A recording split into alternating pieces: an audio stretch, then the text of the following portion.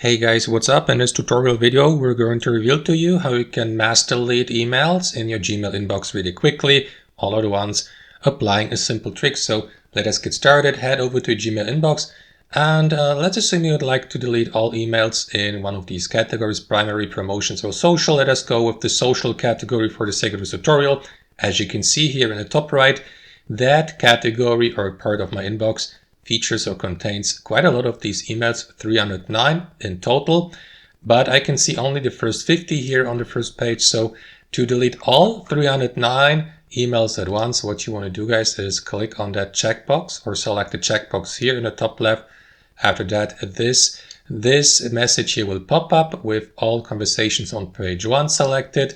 You may simply click on this option here to the right, select all conversations in the given category or inbox, which would be 309 conversations, as we have learned here.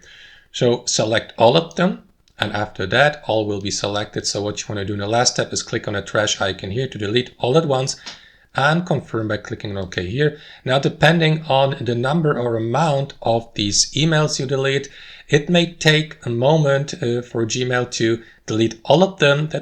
Usually it shouldn't take it longer than a couple of seconds, maybe up to 1 or 2 minutes, depending, of course, on the number of emails. For example, if your inbox contains thousands of emails, it may take a couple of minutes for Gmail to complete this. So guys, just give Gmail a couple of moments, and after a brief moment, all emails from your inbox here will be deleted once and for all. So guys, that's basically it. Just remember that deleting these from your inbox doesn't delete them entirely from your entire Gmail account, because all deleted or removed emails from your inbox are or get moved to the trash folder. You may access it by clicking on or by expanding more here and by selecting trash here.